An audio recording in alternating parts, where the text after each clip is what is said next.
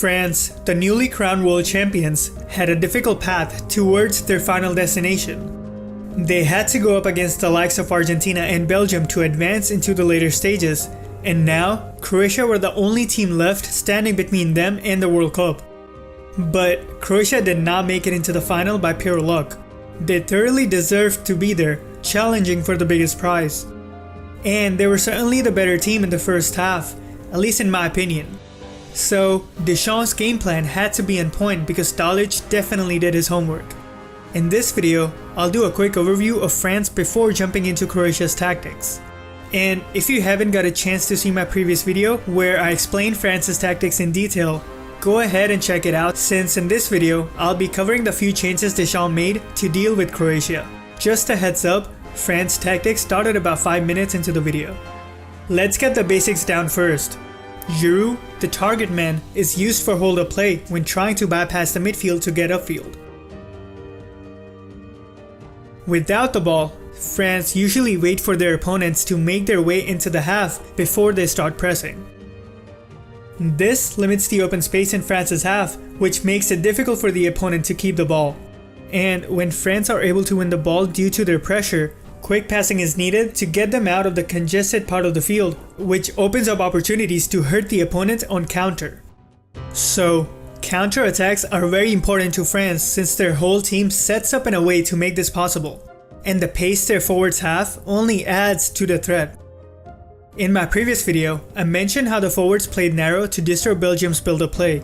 It worked for the most part, but the negative side effect of that was allowing too much space on the left wing, which Hazard tried to exploit every now and then. So, to take care of that space, Deschamps tasked Mbappe to stay wide and a bit deep.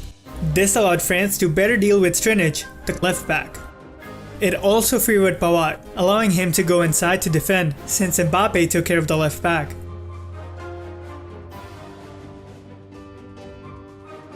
Since France switched to a 4-4-2 without the ball with Mbappe dropping back, the midfielders mostly had to take care of the left and the middle.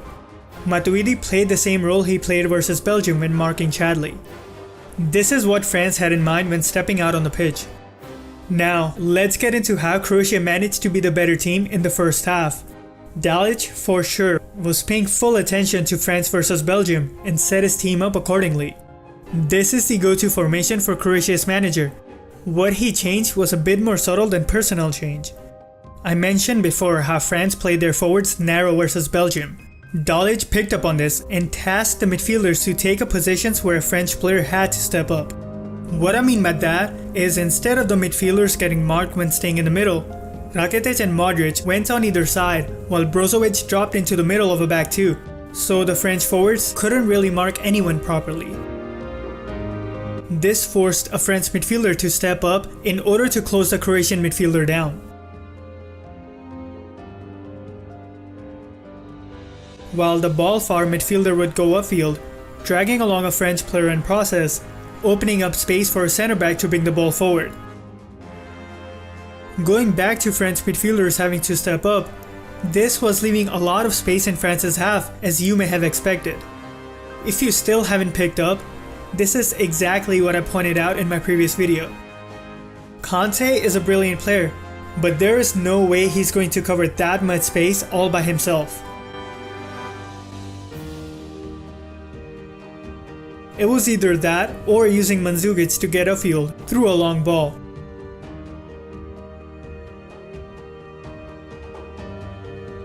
That's how Croatia played with the ball. Without the ball, both wide players, Perisic and Rebic, were tasked with tracking back all the way to take care of French fullbacks. Croatia pressed with high pressure all over the field.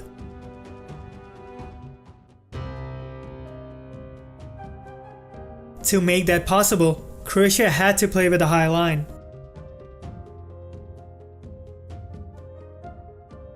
Dalic knew France wouldn't keep the ball for too long, so putting some pressure would often force them to go long, giving Croatia a chance to win the ball back.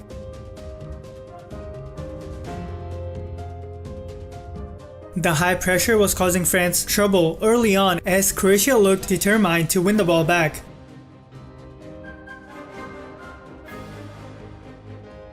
France also did not really press Croatia when they attempted to play from the back.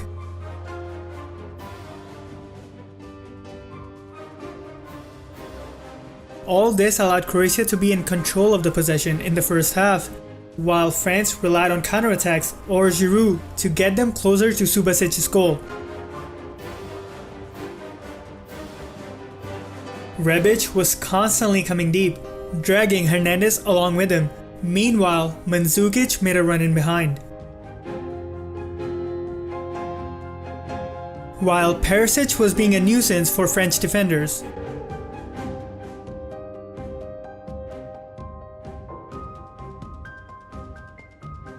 But in the 17th minute, it was France who dealt the first blow, coming from a Croatian player, ironically.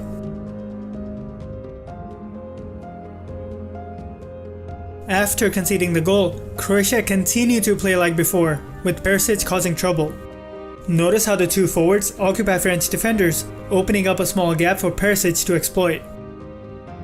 Rosalio has made the same run time and time again, not just in this game, but throughout this whole tournament, and I don't think any team were able to deal with it. With that being said, Croatia were able to get back into the game following a great strike from Perisic. Not too long after Croatia equalized, this happens, which gives France a huge advantage. I know this decision is controversial, and at first I thought it's the wrong decision, but upon closer inspection, you can see that Perisic changes the movement to intercept the ball. Griezmann stepped up to give France the lead from the penalty spot. Croatia kept trying to make something happen, and were getting close as the half came to an end.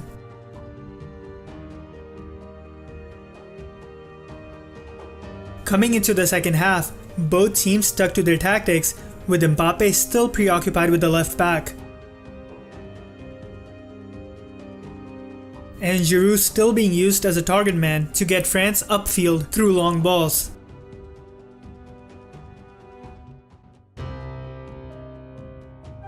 Croatia started the second half just like they ended the first one.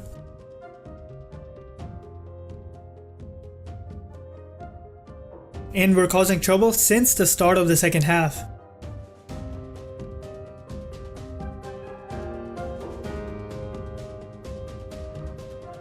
Since Kanté was already on a yellow and he had to cover a lot of space by himself, Deschamps replaced him with Nzonzi, which gave France a much needed breathing room.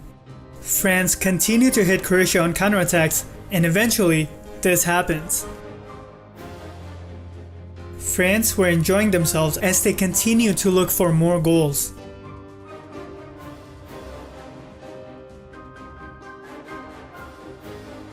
While Croatia kept trying to use the space in the midfield to get upfield and create chances.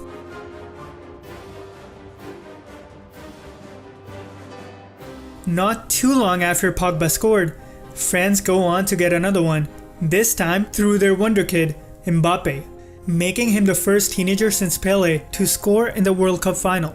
Right after the goal, France dropped back even more than before, making it difficult for Croatia to do anything in the final third.